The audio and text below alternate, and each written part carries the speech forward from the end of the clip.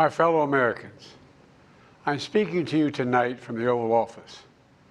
Before I begin, let me speak to important news from earlier today.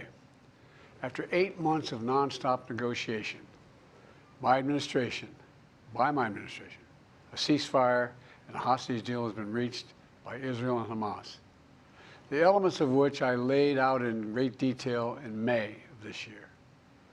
This plan was developed and negotiated by my team and will be largely implemented by the incoming administration. That's why I told my team to keep the incoming administration fully informed, because that's how it should be, working together as Americans.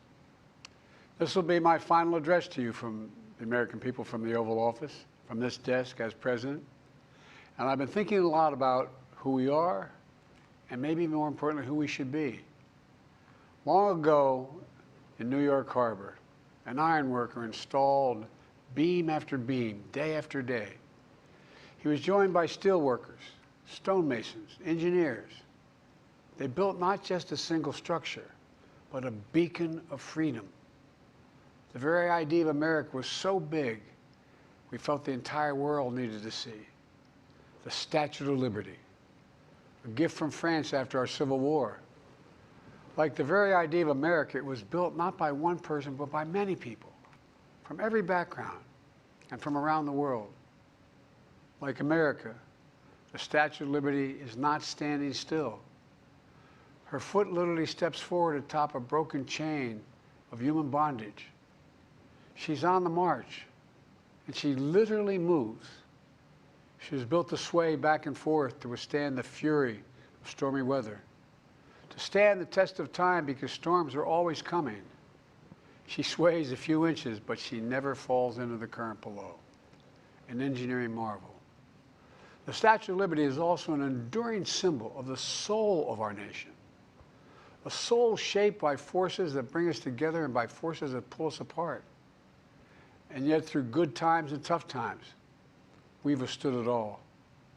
A nation of pioneers and explorers, of dreamers and doers, of ancestors native to this land, of ancestors who came by force, a nation of immigrants who came to build a better life, a nation holding the torch of the most powerful idea ever in the history of the world, that all of us are created equal, that all of us deserve to be treated with dignity, justice, and fairness, that democracy must defend and be defined and be imposed, moved in every way possible. Our rights, our freedoms, our dreams. But we know the idea of America, our institution, our people, our values that uphold it are constantly being tested. Ongoing debates about power and the exercise of power.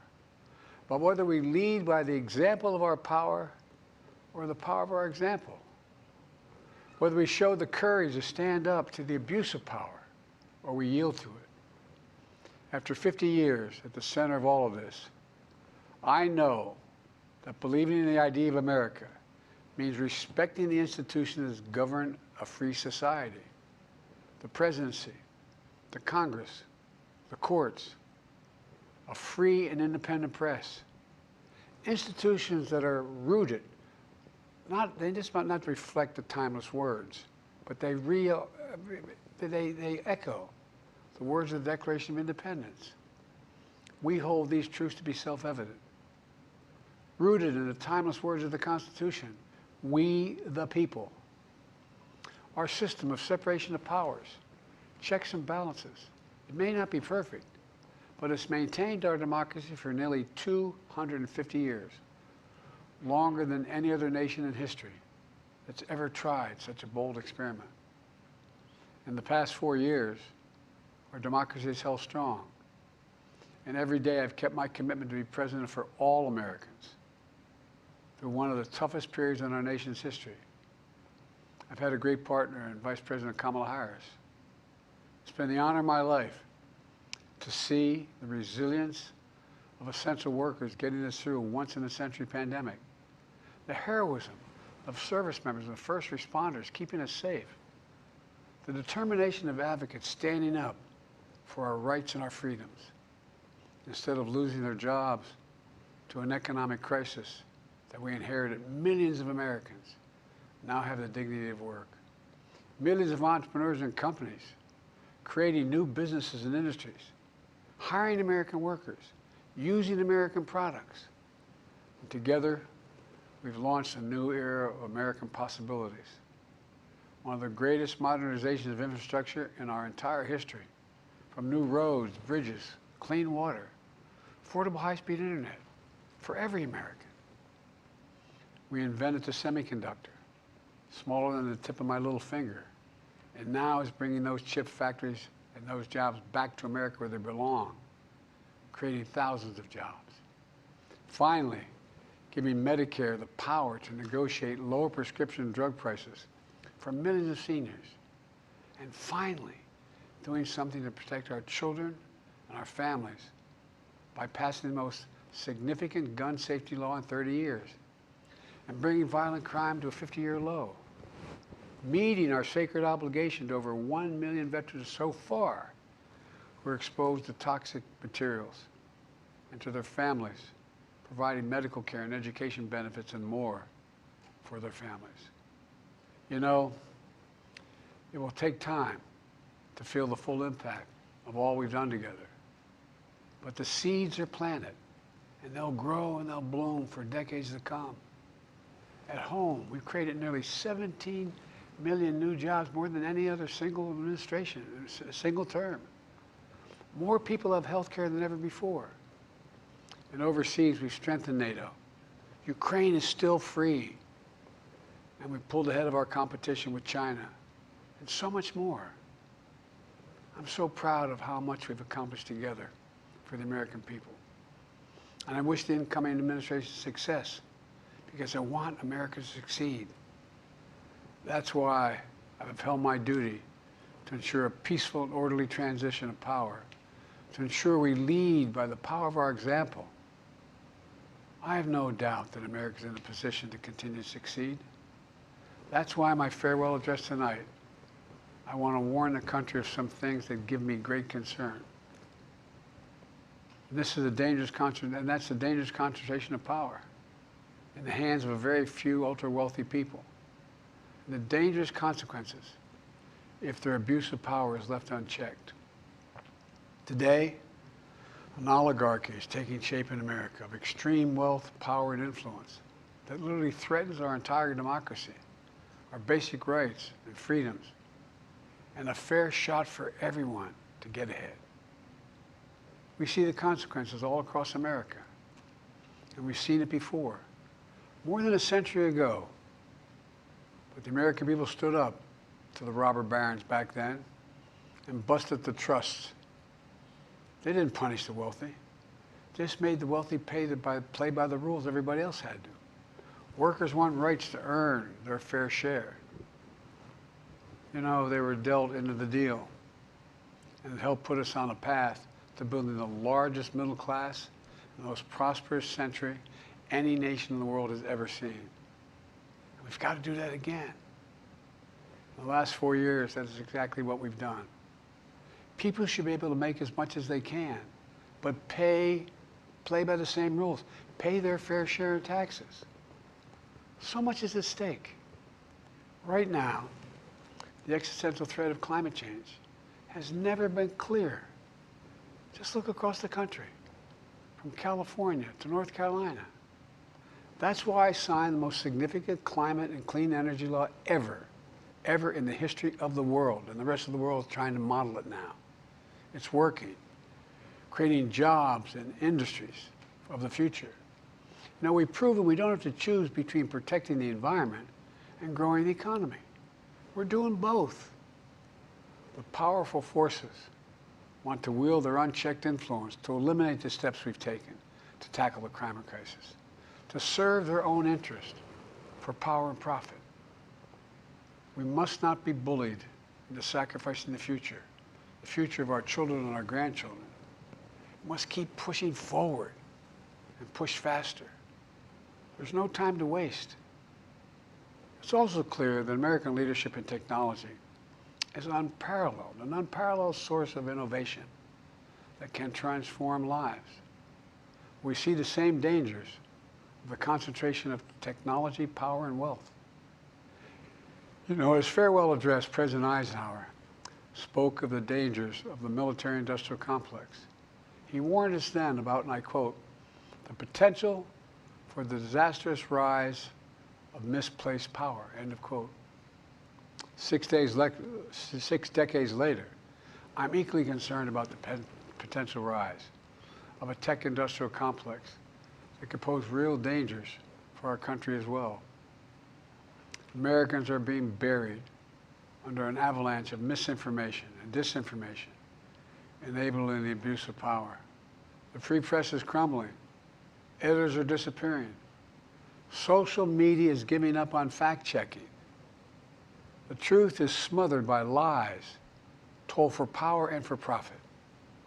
We must hold the social platforms accountable to protect our children, our families, and our very democracy from the abuse of power. Meanwhile, artificial intelligence is the most consequential technology of our time, perhaps of all time. Nothing offers more profound possibilities and risks for our economy and our security, our society, for humanity. Artificial intelligence even has the potential to help us answer my call to end cancer as we know it. But unless safeguards are in place, AI could spawn new threats to our rights, our way of life, to our privacy, how we work, and how we protect our nation. We must make sure AI is safe and trustworthy and good for all humankind. In the age of AI, it's more important than ever that the people must govern. And as the land of liberty, America, not China, must lead the world in the development of AI. You know, in the years ahead, it's going to be up to the president, the presidency, the Congress, the courts, the free press, and the American people to confront these powerful forces. We must reform the tax code, not by giving the biggest tax cuts to billionaires, but by making them begin to pay their fair share. We need to get dark money. That's that hidden funding behind too many campaigns contributions. We need to get it out of our politics. We need to enact an 18-year time and term, for the strongest ethics reforms for our Supreme Court. We need to ban members of Congress from trading stock while they're in the Congress. We need to amend the Constitution to make clear that no president is immune from crimes that he or she commits while in office. The president's power is not limited. It's not absolute, and it shouldn't be. And in a democracy, there's another danger to the concentration of power and wealth. It erodes a sense of unity and common purpose. It causes distrust and division. Participating in our democracy becomes exhausting and even disillusioning. And people don't feel like they have a fair shot. We have to stay engaged in the process. I know it's frustrating. A fair shot is what makes America, America. Everyone's entitled to a fair shot. Not a guarantee, but just a fair shot. An even playing field. Going as far as your hard work and talent can take you. We can never lose that essential truth, remain who we are. I've always believed, and I've told other world leaders, America can be defined by one word: possibilities. Only in America do we believe anything is possible. Like a kid with a stutter from modest beginnings in Scranton, Pennsylvania, and Claremont, Delaware, sitting behind this desk in the Oval Office as President of the United States. That's the magic of America. It's all around us. Upstairs in the residence of the White House, I've walked by a painting of the Statue of Liberty I don't know how many times. In the painting, there are several workers climbing on the outstretched arm of the statue that holds the torch. It reminds me every day I pass it of the story and soul of our nation and the power of the American people. There's a story of a veteran. This is a veteran, the son of an immigrant, whose job was to climb that torch and polish the amber panes so rays of light could reach out as far as possible. He was known as the keeper of the flame. He once said of the Statue of Liberty, quote, "speaks a silent universal language, one of hope that anyone who seeks and speaks freedom can understand." Yes, we sway back and forth to withstand the fury of the storm, to stand the test of time. A constant struggle, a short distance between peril and possibility. But what I believe is the America of our dreams is always closer than we think. And it's up to us to make our dreams come true. Let me close by stating my gratitude to so many people, to the members of my administration, as well as public service and first responders across the country and around the world. Thank you for stepping up to serve. To our service members and your families, it's been the highest honor of my life to lead you as Commander-in-Chief. And of course to Kamala and our incredible partner, the historic Vice President. She and Doug have become like family. And to me, family's everything. My deepest appreciation to our amazing First Lady who's with me in the Oval today. For our entire family. You're the love of my life and the lives of my love. My eternal thanks to you, the American people. After 50 years of public service, I give you my word. I still believe in the idea for which this nation stands. A nation where the strengths of our institutions and the character of our people matter and must endure. Now it's your turn to stand guard. May you all be the keeper of the flame. May you keep the faith. I love America. You love it too. God bless you all. And may God protect our troops. Thank you for this great honor.